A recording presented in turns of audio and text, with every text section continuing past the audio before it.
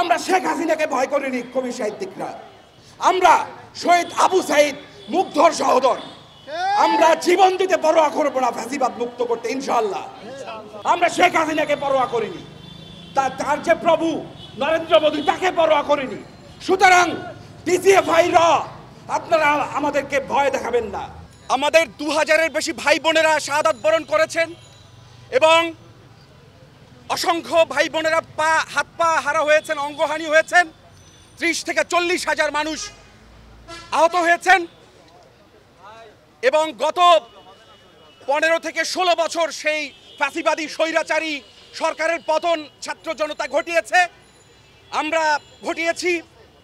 সেই বাস্তবতার পরেও আজকে আমাদের স্বায়ত্তশাসিত প্রতিষ্ঠান বাংলা একাডেমির সামনে প্রতিবাদ সমাবেশে জড়ো হতে হয়েছে। এর থেকে নিন্দনীয় ঘটনা, দুঃখজনক ঘটনা আর কিছুই হতে পারে না। এর কারণ আপনারা জানেন, শেখ হাসিনার পতিত স্বৈরাচারী লীগ এবং তাদের দোসররা আমাদের শহীদ আবু সাইদ, শহীদ মুগ্ধ, তার এবং আবরার ফাহাদের রক্তের সঙ্গে বেইমানি করে আমাদের বিপ্লবকে পরাজিত করার ষড়যন্ত্রে মেতে উঠেছে। এবং আমি বলবো, এই যে বাংলা একাডেমি সাহিত্য পুরস্কার ঘোষণা করা হয়েছে, এই পুরস্কারের মধ্যে গণহত্যায় যারা উস্কানি দিয়েছেন এরকম কয়েকজন কবি, শিশু সাহিত্যিক, লেখকেরকে পুরস্কৃত করা হয়েছে এবং একজন ডিজিকে, শিল্পকলা একাডেমির ডিজি, যার বিরুদ্ধে রাজপথে ছাত্র জনতা আন্দোলন করেছে, যার পদত্যাগের বিতর্কিত ডিজি, তাকে অন্যায্যভাবে পুরস্কার দেওয়া হয়েছে এবং একটি বিশেষ পত্রিকার সম্পাদক, তাকে তার ভাইকে পুরস্কার দেওয়া হয়েছে। আরো দুঃখজনক ব্যাপার হলো, একজন বিতর্কিত প্রবাসী কবি, যার সাহিত্য মানের থেকে অনেক উল্লেখযোগ্য কবি যারা পুরস্কার পেতে পারতেন, তাদেরকে অবহেলা করা হয়েছে। সরাসরি গণহত্যায় উস্কানিদাতা লেখকদেরকে কেন এই পুরস্কারের মধ্যে আনা হয়েছিল এবং এর পেছনে কারা যুক্ত ছিল? প্রথম আলোর একটি গোষ্ঠী, ছুরি চিকিৎসা নামক একজন কবি সাজ্জাদ শরীফ এবং ভারতীয় মদতপুষ্ট একটি গোষ্ঠী, বাংলা একাডেমির ফ্যাসিস্ট কিছু কর্মকর্তা এর সঙ্গে জড়িত। আমরা এই প্রতিবাদে আজকে রাজপথে দাঁড়িয়েছি। 250-টিরও বেশি ডিজাইন অপশন নিয়ে ওয়ালটন স্মার্ট ফ্রিজ, বোঝে আপনার প্রয়োজন।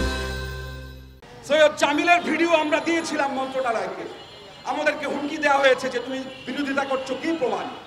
আমরা ভিডিও বক্তব্য দিয়েছি, সৈয়দ জামিল গণ-অভ্যুত্থানের বিরুদ্ধে বক্তৃতা করেছেন, এরপরও কোনো ব্যবস্থা নেওয়া হয়নি।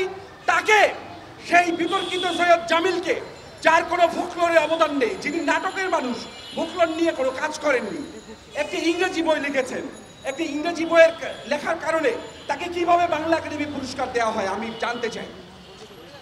এবং শিশু সাহিত্য এবং মুক্তিযুদ্ধ, এই দুটো শাখায় সরাসরি ফ্যাসিবাদী আওয়ামী প্রেতাত্মাদের পুরস্কার দেওয়া হয়েছে, যারা এই জুলাই গণ-অভ্যুত্থানে শিশু হত্যায় উল্লাস করেছেন, গণহত্যায় উল্লাস করেছেন যারা।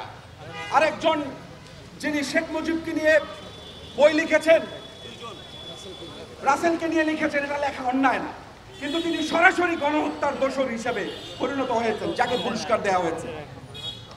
তারপরও শুভবোধের উদয়ের জন্য আপনাদেরকে ধন্যবাদ জানাই।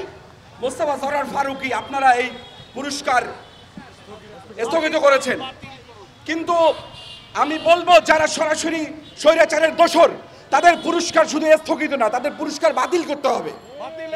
এবং সেই সঙ্গে আমাদের প্রিয় ডিজি মোহাম্মদ আজম স্যার, তার চারপাশে এক একটা বিষধর সাপ আওয়ামী ফ্যাসিস্ট নিয়ে বাংলা একাডেমিতে বসে আছেন।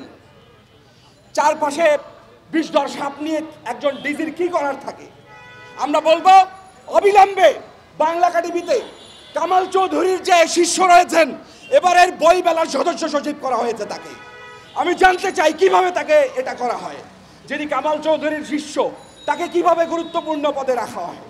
এবং আমি জানতে চাই, এখানে রয়্যাল এজেন্ট রয়েছেন বাংলা একাডেমিতে, আপনারা প্রমাণ চাইলে আপনারা জানেন সেটা, তারা এই বাংলা একাডেমিতে রয়েছেন, অসংখ্য নাম এরকম রয়েছে এবং ফাঁসিবাদের দোসররা রয়েছে, যারা অন্যায্যভাবে অনিয়ম করে এখানে নিয়োগ পেয়েছেন, নিয়োগের যাদের কোনো বৈধতা নেই, সার্টিফিকেট নেই।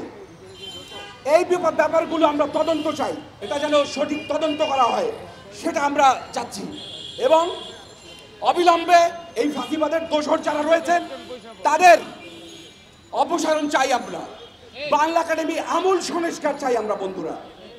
এবং আমরা বলবো বাংলা একাডেমি কেন বছরে মাত্র 20 জন লেখককে সদস্য পদ দেয়, এবং যে জুলাই গণ অভ্যুত্থান হয়েছে, এই জুলাই গণ অভ্যুত্থানের চেতনাকে ধারণ এবং লালন করতে ব্যর্থ হচ্ছে বাংলা একাডেমি।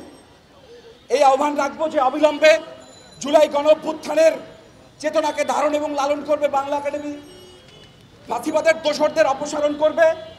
তাদের আমি নাম বলতে পারি, কজনের নাম বলবো, ঠক বাঁচতে গাও যার হয়ে যাবে বন্ধুরা। সুতরাং আমাদেরকে কঠোর আন্দোলন করতে বাধ্য হবেন না।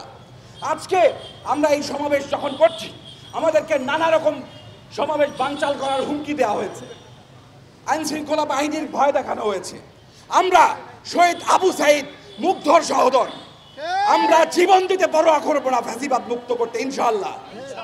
সুতরাং আমরা শেখ হাসিনাকে ভয় করিনি। কবি সাহিত্যিকরা, আমাদের অগ্রজ কবিরা এখানে আছেন, কবি মাহবুব হাসান আছেন, কবি জাহাঙ্গীর ফিরোজ আছেন, কবি শাম্য সাহেব, মাহমুদ সরোয়ার আছেন, আমরা রাজপথে আন্দোলন করেছি, সৈয়দ রনও আছেন। বন্ধুগণ, আমরা কাকে ভয় পাবো?